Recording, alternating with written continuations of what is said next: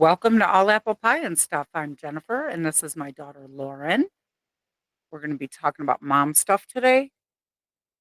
Speaking of mom stuff, how was your morning? Um, I mean, pretty average toddler chaos, tantrums, baby eating every 10 minutes. So, you know, Yeah, so I woke up this morning, went to work out and everything, and I have like all of my workout stuff.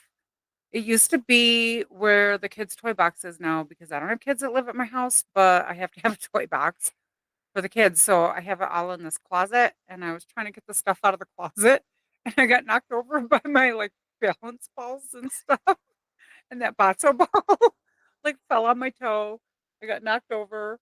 So that was, and then I'm in the middle of my workout and I was doing like the tricep dips, with my feet up on the ball, and there was cat puke on the floor. So oh, I was trying to clean that up while keeping my heart rate up because I didn't want to ruin my workout, but I couldn't leave it on the floor. Do you find yourself doing that? Like it has to be done right now?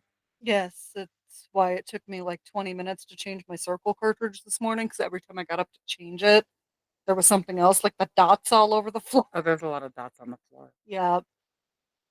So today, what do you want to talk about? Do you want to talk about chronic illnesses or do you want to talk about, Do you want to do the marriage shiznit?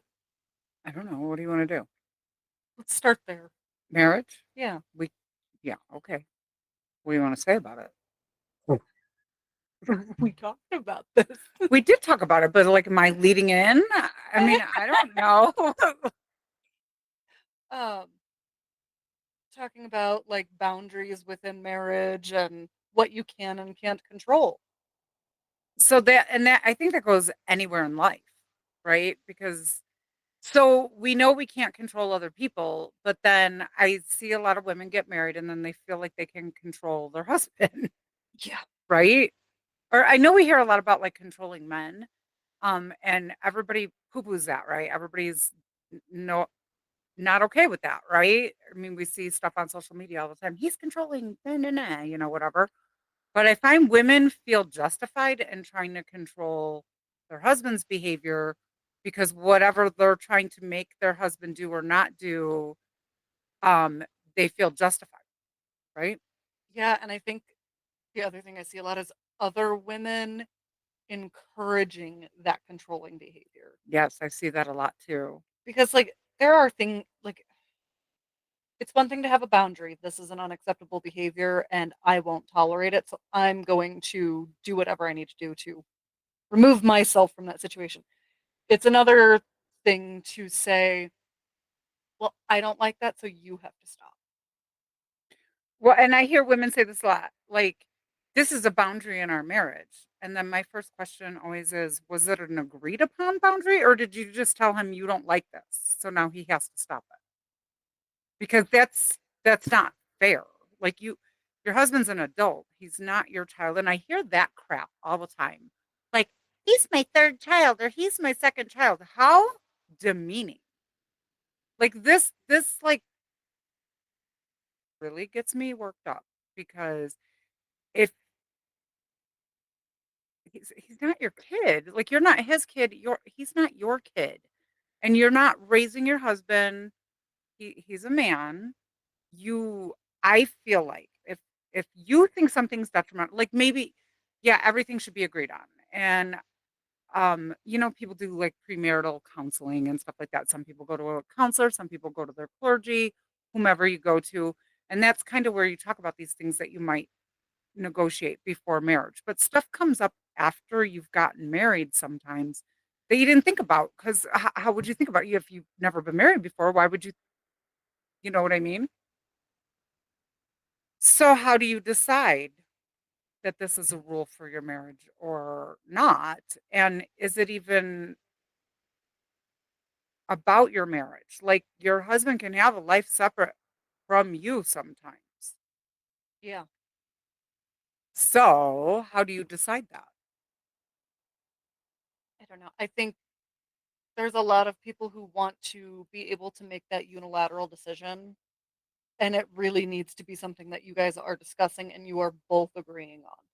And it's okay to not like everything your spouse does. Like I know my husband's not a fan of me vaping. He's told me that, but he also isn't going to tell me not to because I'm an adult and he respects that I get to make my own choices. He has a choice, if I'm vaping in a room in the house and he doesn't want to be around it, he has a choice to leave. But Right, and for your guys' marriage, she doesn't vape around her husband because she knows he doesn't like it. So it's shared space. He doesn't like it, so she, respects that.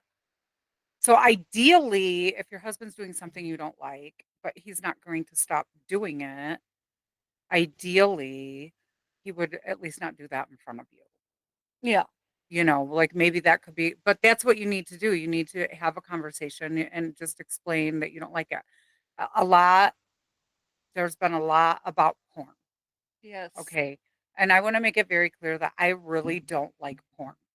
I don't think it's good for a marriage. However, I never tell women like, your husband's a dirtbag because he looks at porn. Um, I don't think it's the best choice, but I think he has to come to that decision on his own that it's not the best choice. I think things that you can do. One, I, if you're going to look at that, I don't need to know about it. I don't want it in my face. I'm an aging woman, so do I want to know that my husband is looking at 20 something year old women? No, I don't. That's not great for an aging woman. You know, um, don't expect me to adopt any kind of whatever the hell you're looking at because that's a fantasy. I'm a real woman, and if you pull my hair, I'm going to hit you because it's not right. Okay? I don't like I mean, if you're into hair pulling, good for you. I don't have very sensitive follicles. Not going there. I'm just making it funny, but I see a lot of women, telling these other women, "Yeah, your husband's a dirtbag. He's this, he's that." He might not be a dirtbag. Maybe he just doesn't see it from your perspective. Maybe if you sit down with him instead of accusing, maybe just have a conversation like, "It makes me feel like this, and I feel like it does this to our marriage." and if you're somebody who views looking at pornography as cheating, that is a conversation you should be having well before you got married. Absolutely. Because if he's going to continue looking at porn and he has not agreed to that, you're always going to feel like your relationship has been violated in some way because you view that as cheating, but he doesn't see it the same way. You need to find somebody, if that's really your view and you feel that strongly about it, then you need to get with somebody who's able to agree with that lifestyle and agree with you that that's not Well, helpful. and sometimes, so here's some other things too. Like, sometimes you don't. So I'm a Christian. My husband was an atheist for a long time in our marriage, and I caught a lot of flack for that because other Christian people, would tell me that it's my job to evangelize to my husband and do all of that stuff. Like, no, my job is to love my husband where he is. Then I heard a lot of the unequally yoked stuff. Yeah, you're right. I didn't know he was an atheist, and I'm not sure that he was an atheist when I married him. We had a child who got extremely sick, and he got very angry at God and just didn't believe that there was a God um, that would let this happen. Okay, he is allowed to have those feelings. I didn't agree with him when our child got ill. I got closer to God. He did not, and that is between him and God. That is not between me and him. And was it difficult? It was so difficult. It was very difficult, but it isn't my job to tell him what to think. It was it I view it's my job to be an example of what I believe. So that's what I did. And he's not an atheist anymore, so there you go. So sometimes things might change too, and you don't like that change, but if you're gonna be married for the rest of your life, there a lot of changes happen. I've been married going on 29 years, so like 28 and a half years or something. I've gone through changes, my husband's gone through changes, we've gone through changes, a lot of changes. So even if you're totally compatible when you get married, it might not always be so. So the vow was in sickness and in health, for better or for worse, and sometimes it's gonna be for the worst. And, we talked about the porn thing. The flip side of that coin, and I hear this all the time, and these are the same women who are demonizing men for watching porn. are reading the romance novels. Yeah. And you can like your smutty book, but your smutty book is no less disrespectful to your marriage than your husband's porn. It's chick porn. It's chick porn. And just full disclosure, I don't look at porn and I don't read smut books. I will read books that have some sexy stuff in it if it has to do with the actual Story. story, but not like the romance novels and all of this. Because I think where men are looking at porn and they're seeing a very sexualized, objectified woman, and the fear is that he's going to start expecting that from his wife, right? He's going to want his wife to fulfill some weird fantasy, but men are visual, women are cerebral. So if if you start expecting your husband to act like this guy in a romance novel, it's not going to happen. It's not a real person. Well, It's not a real person. and that was kind of the point I had made yesterday when we were talking about this, was that the men in those romance novels are the idealized man written by a woman most of the time. I know there are romance novels written by men, but women are typically picking up these sexy books written by other women. So you're looking at this guy thinking, why isn't my husband like this? No man is like that. No. That is an ideal that doesn't exist. And I think if you are going to bring something like that into your marriage, whether that's you reading the smut books, your husband looking at the porn, any way that shakes out, you need to understand what is fantasy, what is reality. And, you know, And can you look at that kind of stuff or read that kind of stuff and be okay with the reality and not blur the lines? Because the real problem when it becomes like I said, I don't think it's great. It's not like probably a great idea to be doing these things when you're married because you probably should be, not doing that. Whatever. Um, and I'm not approved, even a little bit. Like not approved. Says the girl who had to live with headphones on because yeah. mommy and daddy loved each other very much. And the cover your eyes as you walk past mom and dad's room because the door's always open and somebody's always naked. But Yeah, we're kind of nudists. Like neither one of us are prudish people. So it's not about that. It's just when something starts affecting your marriage, then that's a problem in the marriage and it needs to be addressed by both people. So my advice to you would be if something like that is going on in your marriage, you need to look at yourself. Are you reading smut books? Because if you are, you don't have a leg to stand on. So leave his porn alone. mhm. Okay. So one, you need to be an example of what you think is healthy for your marriage. Number one, be an example. Number two, don't come at your husband like he's some kind of degenerate because all you're going to meet is resistance.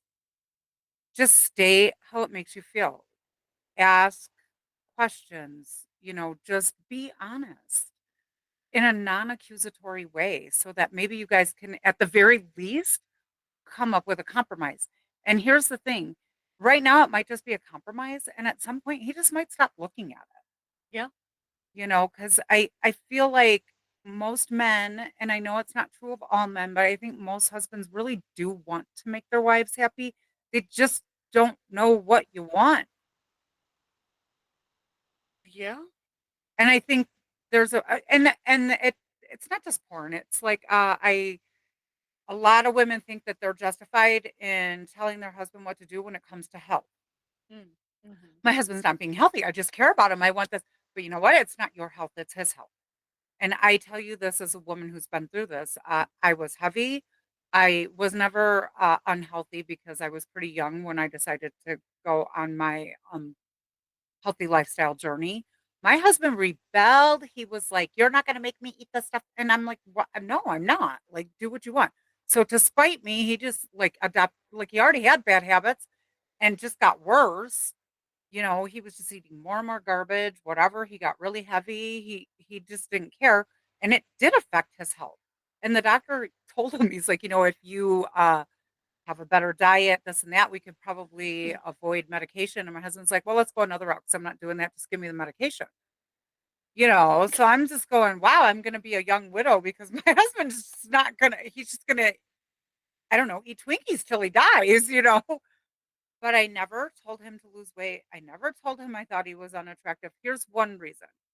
One, when I was at my heaviest, which was pretty darn heavy, my husband never made me feel bad about that, ever. He loved me, and he still told me I was attractive and all of those things, so I can do no less for the man that I love. Number 2, me somebody telling somebody that you need to do this for your health isn't gonna make them do it for their health. You telling somebody they're fat, they know they're fat, they get a scale, they got a mirror, they know they just bought bigger pants, okay? They know. Now they just feel depressed because their wife was like, "Oh, my wife doesn't even like the way I look anymore." And then they're just gonna rebel, because nobody likes being told what to do. So they have to come to it on their own. So I lived a healthy lifestyle. I modeled the behavior. So I wasn't like sneaking my Twinkies and then telling my husband what to eat. No, I was living a healthy lifestyle every day, doing that. I loved him where he was, right? I mean, Lauren, witnessed all of this, Yeah. and he did adopt a healthier lifestyle. Is it the same lifestyle I have? No, and it never will be because my husband's goals are different than mine. But he did start caring about his health and stuff like that. But that was a choice that he had to make, and if he never made that choice, I married him in sickness and in health. So I woulda loved him anyway, and I woulda done what's right for me, and I woulda supported him. I mean, so I didn't go buy his junk food for him, he had to go do that himself, so you can do that, like, I don't have to enable your crap, but I mean, you're a grown man, if you wanna be inconvenienced and go to the store, it's like, "Hey, did you buy my whatever?" No, I don't buy that anymore. Yeah, and I think it really comes down to you model the behavior you want to see. If something is an absolute deal breaker, that's something you should discuss before the marriage even kicks off. So Absolutely. if you're not married yet and you're watching this, which I think a lot of our viewers right now are married, but if you're not, um, discuss these things beforehand. If it is a hard no, red flag, this is it for the relationship for you, don't let it get to that point. Um, find somebody who's more compatible. But what about boundaries? So, you okay, so we've talked about boundaries before, a boundary isn't just saying you don't like something. A boundary is so you have to think to yourself, "Okay, I really don't like this that my husband is doing." I can't control what he does, and I can't make his decisions for him. However, I can decide what I wanna be around. So, Mhm. if my husband's going to be doing this, you have to come up with a plan. What are you going to do? So, we all have those people in our families that cross boundaries. So, what do you do about that? Like, if I'm around somebody in my family who does things I don't like and they know I don't like it, I will walk away. Like, I Yeah. just won't put up with it. And not that I'm not gonna yell at them and tell them, "When you do this, this and that," and I'm not gonna do that anymore because they know how I feel about it, they don't care. So I just let them be who they are, and I am who I am, and I am a person that doesn't put up with that crap, so I just get up and walk away. I'm like, "Hey, it's been nice visiting. I'm out. See you next time."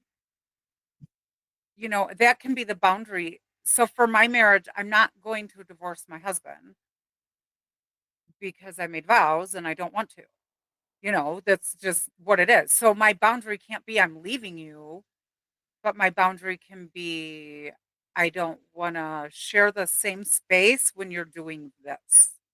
Yeah.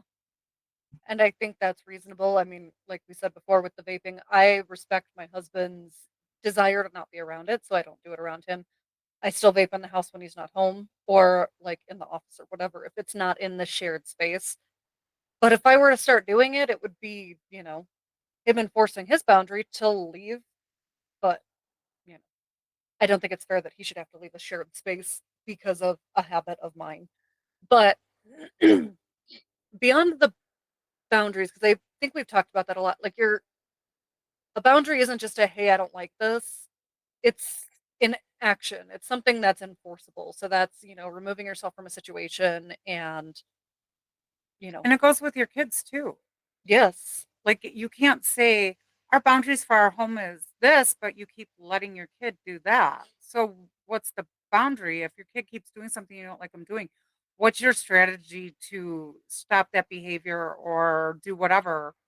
And I'm not even going to give you strategies. Just think about that. Like, if something's going on in your home constantly and it's like, pick one or two things that seem to be a recurring thing.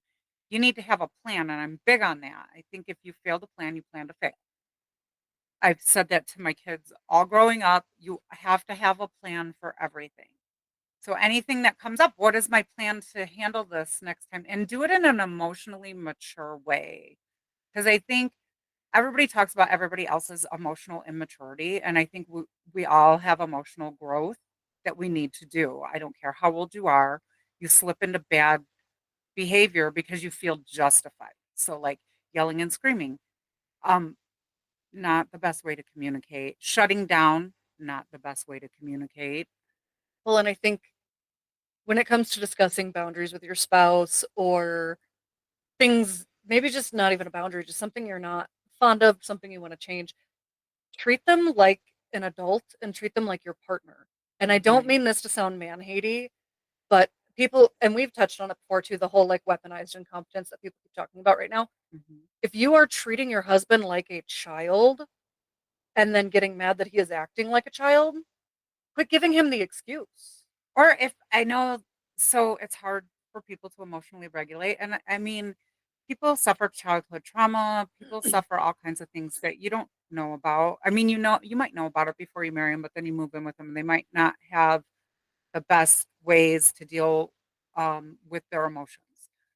So, one, you need to be the example. So, whatever stuff you've got from your past, like, are you a person who shuts down? I'm a person who rages. Hmm. And Me too. I wonder where I got that from. and my husband was a lot more emotionally mature than I was when we got married because he had a lot less baggage than I did. And he was coming from an abusive marriage and all of this, and I was very stifled for a very long time. So when I did finally lose it, I would lose it. So when I married my husband, I would instead of going to him and talking to him, because I suffered from, like I say all these like really mature things now, but I'm old. So I was like a 20-something-year-old woman at one point where I did not sit down with my husband and say, "You know what? This upset me, this and that." I didn't do that. I would like he should just know what he did, right? And then I would slam cabinets. And finally one day my husband says to me, "Are you mad at me?" I was like slamming cabinets. And I was like, "Yeah, I'm mad at you." And he goes, "Well, would you like to come tell me that you're mad at me and maybe we could talk about it?" I guess I could do that. It didn't even occur to me to do that, which is so stupid, right? Like, but I think we all fall into that because we don't feel like it's going to be a safe place to express ourselves or whatever. We're afraid of what's going to happen. I don't even know. I don't know what the Well, problem was. and I do the same thing. Like I'm saying these things as like, hey, this is what you should do. This is what you should try. I am not perfect. I do the same thing, slamming the cabinets or getting pissy. And Hmm. the issue when you're not communicating, and I think this kind of segues decently into another topic I wanted to touch on. Um, you get in your head and you start fixating on things and you're not communicating it with your partner. So you're blowing it out of proportion. Now everything they do that has ever pissed you off is coming back. He's unsupportive or he doesn't communicate well or he does this and that and everything's making you mad because there was like one incident that you were irritated about. And I am notorious for doing this. So when you have those moments, you need to find somebody you can talk to who is supportive of your marriage. Absolutely. And we've talked about like some of the marriage groups and stuff on Facebook, and I'm not bashing them.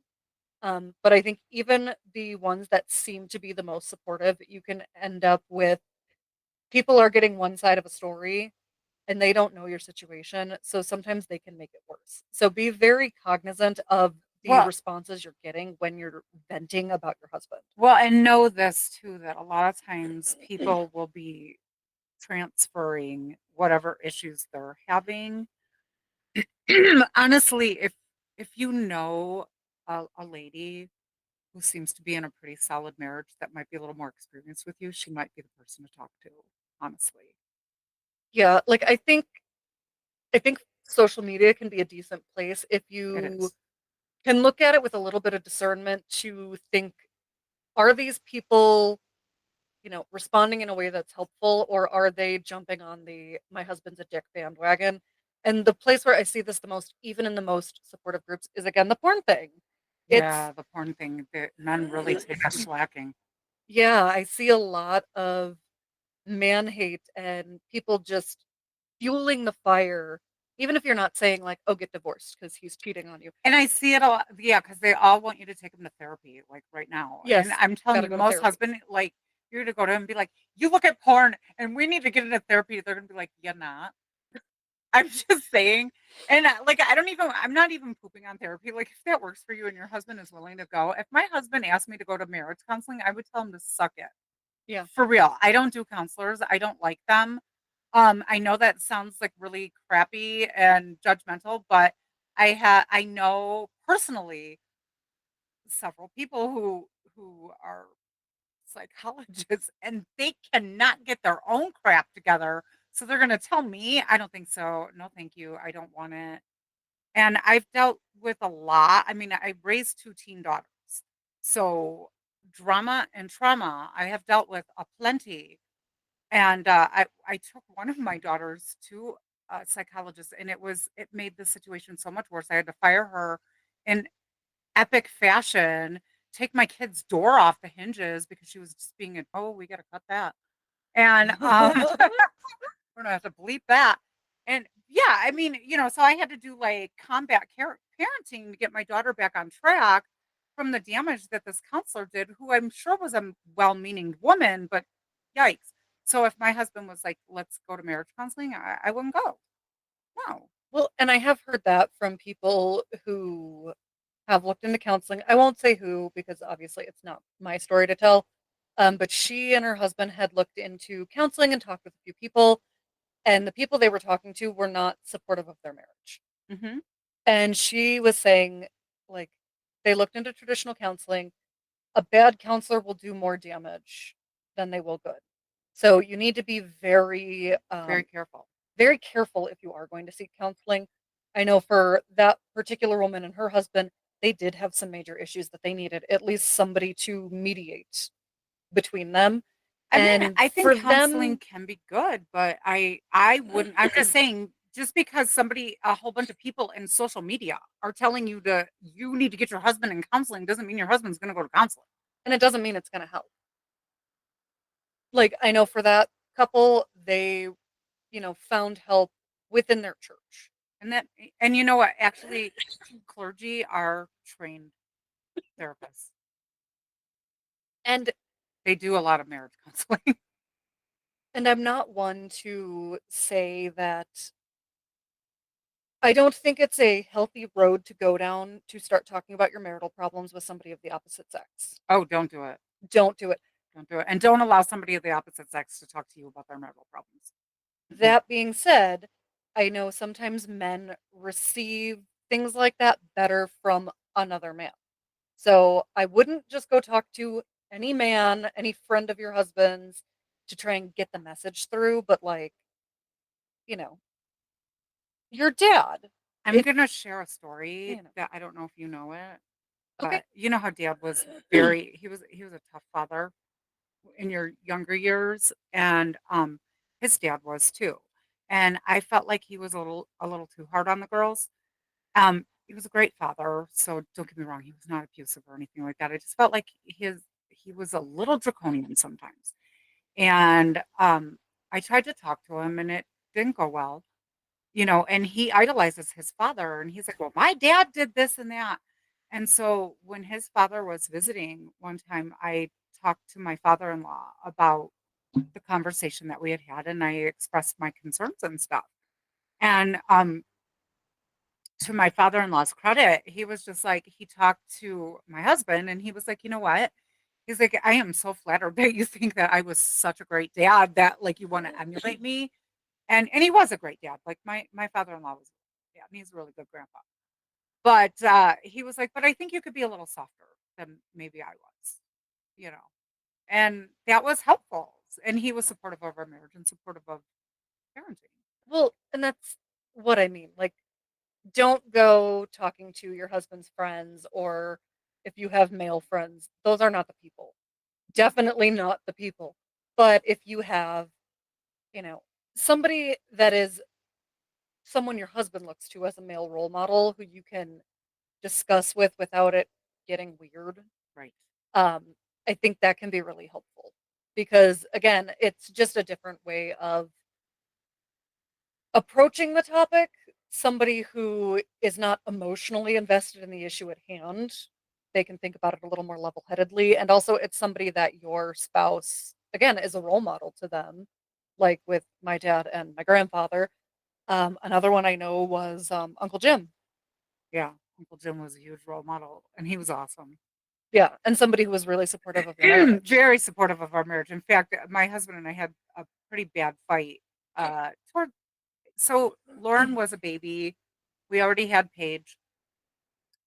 We had just gotten married not that long before. Like, there was a lot of changes, and I was still in court with my ex-husband over my other daughter, and so we had a lot of stress going on. And my husband and I had a pretty bad fight. Probably the worst one we've. I think that was probably the worst one we ever had. And it was his uncle. Something his uncle said to me that made me even want to give my marriage a chance. So sometimes you got to look to their male role models. Like just su- you want support from people who support your marriage. Yes. And if you have a friend come to you, because we as moms, this happens, right? We overshare because we're with children all the time and we don't have adults to talk to. So when we do get an adult to talk to, it's just an emotional dump, right? It's like, bleh. And so when your friend or some woman in the grocery store or some lady at mommy and me playtime goes on a rant about her husband, just remember you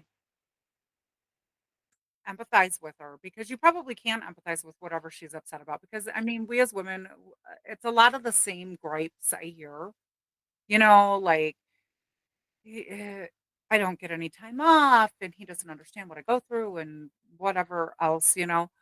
Just remember that that man probably is a pretty decent guy. He just doesn't he you so you wanna be empathetic because you do understand where she's coming from, but then you wanna ask questions like, "Well, is he always this way or is it" because a lot of times, she'll start thinking about it and she's like, "No, sometimes he's really great. It's just today I'm mad at him." Well, right. You want to be empathetic. You want to be supportive of the marriage. The caveat, because there's always a caveat, because Absolutely. not every marriage is good. Not every husband is, generally a good guy. Not every woman is generally a good wife. No. So if they are telling you something and you are concerned that it is genuinely abusive behavior, you can give them resources, give them a listening ear. Don't tell people to get a divorce because nobody who's ever been told, "Oh, you should just divorce him," has actually done it. Mm-mm. Um, but if you are genuinely concerned for somebody's safety after they've trauma dumped on you at the park or mommy and me playtime or something, um, there are resources. I think I might throw it in the video description link just since I'm bringing it up.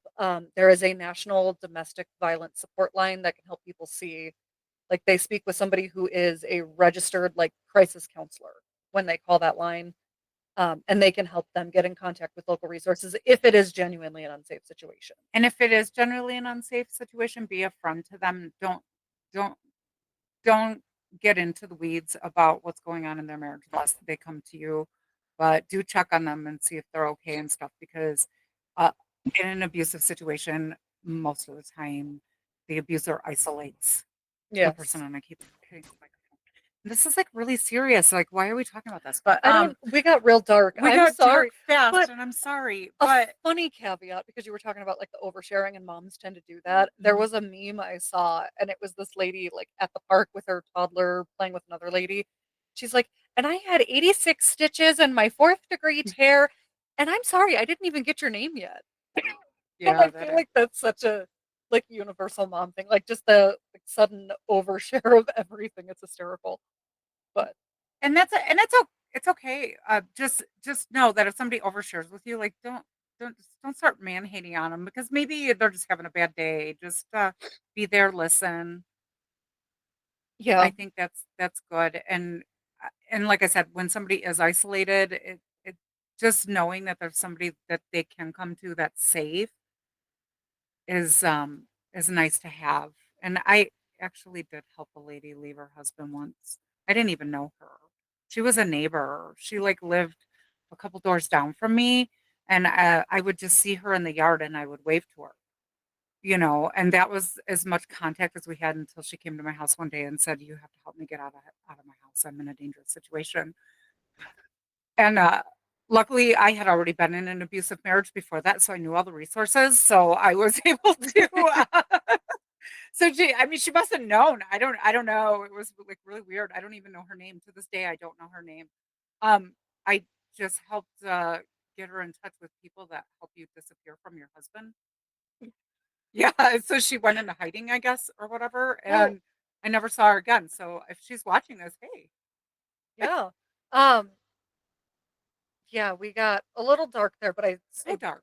I think it needs to be said because there is a line, you want to be supportive of people's marriages if they're coming to you and talking to you about them, but you don't want to be encouraging somebody to stay in an unsafe situation. No, and if somebody comes to you and says, "Help me get out of here," there are numbers.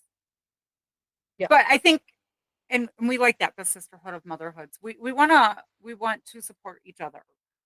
So try to give people what they need, not just what they want to hear that day. Mhm. And maybe it's just a listening ear. Yeah. Or maybe share a story too, because that's helpful sometimes too. Like, hey, I've been through the same kind of stuff in my marriage and we came out the other side, or we didn't. Right. Because I've had both experiences. I've been divorced and it was an unsafe situation.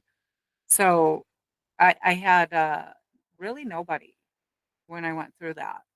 I had a lady on the crisis line, changed my life. So definitely give that phone number out if somebody needs it. Do you hear kids or something? Yeah, I think Ava's awake. Okay, should we wrap this up anyway? Did we want to talk about like a mom fail or something? I want to talk about a mom fail. Okay. This one over here forgot to buy her son an Easter basket. So her sister actually came to the rescue. Yeah, she did great. She saved Easter because I mom failed. It was like the day before Easter, and I was like, I forgot. I gotta go run to the store. So My other daughter was like super excited about it though, because she loves making Easter baskets. So that worked out well. So for all of you out there who wonder what it's going to be like to have a second child, it turns out pretty good, apparently. yeah, it helped. All right. All right, we're done. Womp.